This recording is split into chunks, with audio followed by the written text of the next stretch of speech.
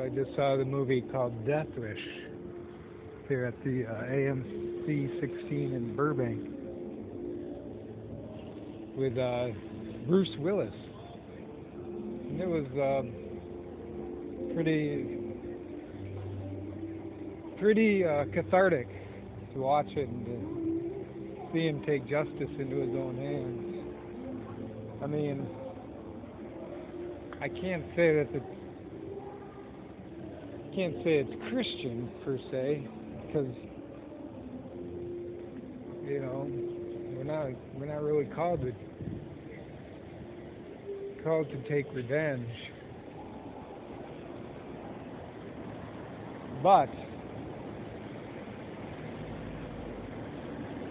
we're not called to take revenge. But it's fun to watch somebody do it. The way he did it in this movie. So,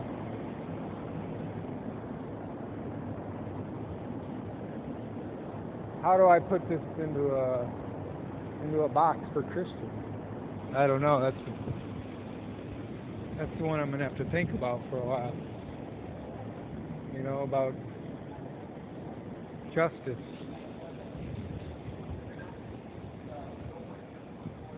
Bruce Willis, haven't seen him in a long time. I don't know what his last movie was, but I haven't been watching movies up until last year. I started coming back to watching movies, so that puts it in a different perspective. But he does a good job in this. Plays a doctor in Chicago,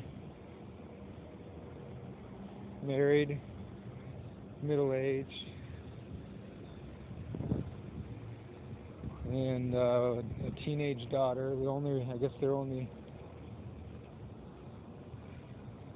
child, and he has a brother who kind of hangs around and relies on the doctor for money at the moment while he's trying to get his job back. So they show the doctor going to different events with his wife and his kid, his soccer practice for his daughter, who just got accepted into college. And so she's excited about going to college.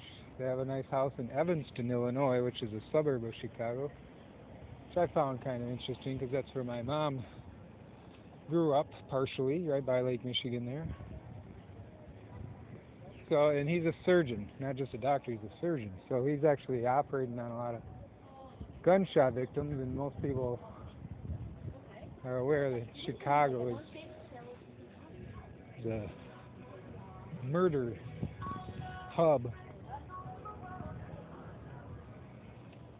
And I actually have a blog about the murders in Chicago. I was there a couple summers ago, spent some time there just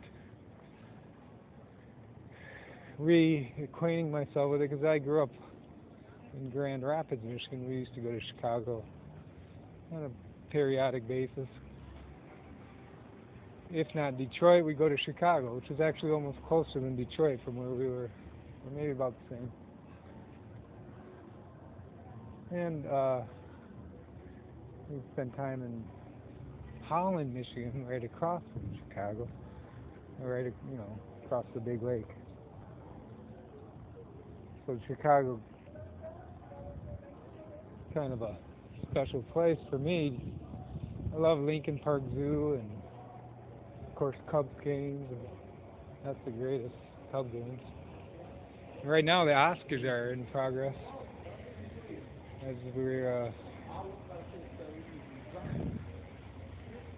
As I walk out of the movie here in Burbank. But I was trying to think of things. How can I tell Christians what to pray for from this movie? You know, I've had some bad experiences with some pretty nefarious types of personalities here in Los Angeles. Even had my car broken into.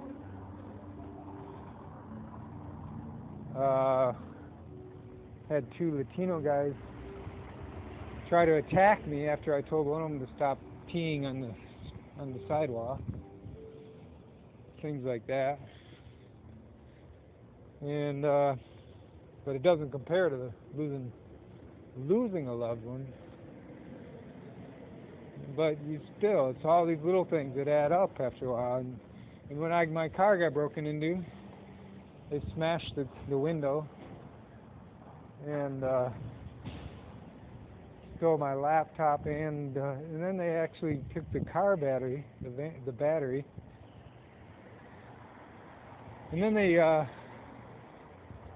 pulled the fuse wires, pulled them out, and so it made it actually impossible, even if I put a new battery in to drive the thing on. I had to get it towed, pay for expensive repairs for new fuses, all that stuff. And then when I called the police, LA police, they didn't even come. They wouldn't even show up to take a report. They took a report over the phone, and then I asked for a copy of the report. And at first they wanted $25 just for a couple pages of paper. That was just unbelievable. And so you can really empathize with a character like Bruce Willis, who sees his wife killed and his daughter shot and goes into a coma. So she's actually in a coma for most of the movie. And he realizes that the police aren't making any progress. There's just so many killings. Nothing's happening. And so, little by little, he starts deciding to take things into his own hands. And you feel good about it. That's the thing. The way he kills some of them, it's just like, bang. There's no second thought, man. It's just that pure revenge. And if you've been victimized, you feel good about it, you know?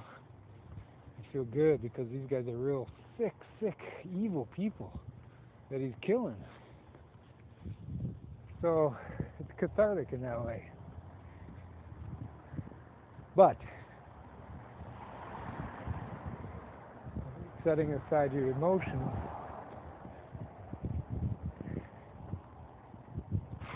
the hardest part is setting aside the human emotions in which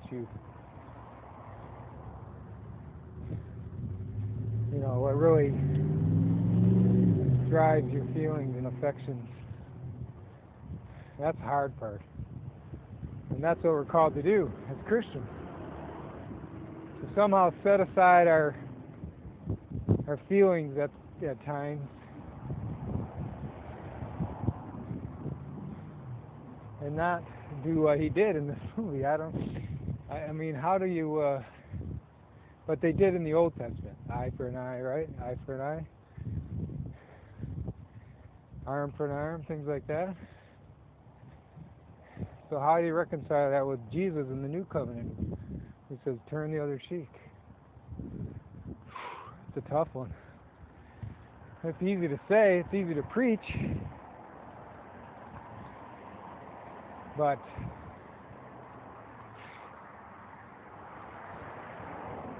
when the rubber hits the road, you find out,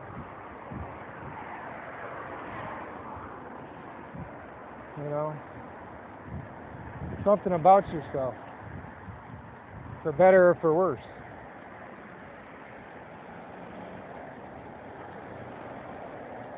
And there's no way to, you can't, it's hard to preach against it because you see in this, you see the raw emotions at work. And you feel it in your veins, in your blood. Your blood is boiling along with the doctor.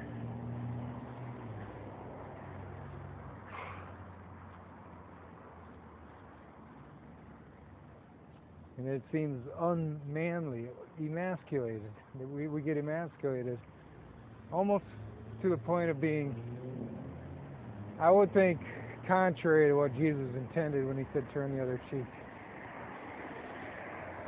Because if we get emasculated so far that it perverts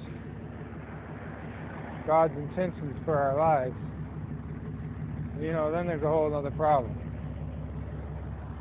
There has to be self-defense and there has to be justice.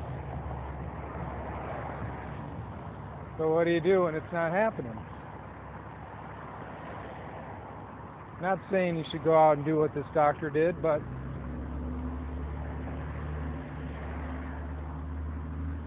I'm not saying there's an easy answer, a quick fix to any of this. I'm not saying just believe or just pray. Yes, that's good. Providence of God, God's justice, yes.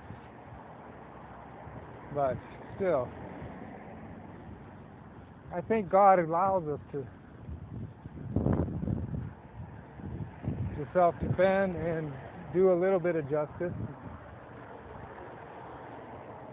Not an eye for an eye, but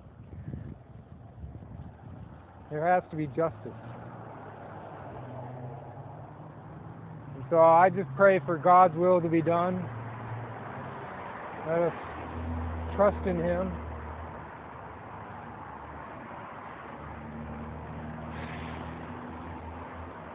And remember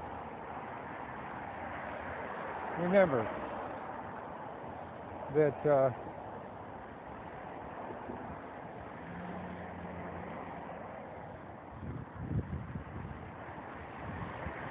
just remember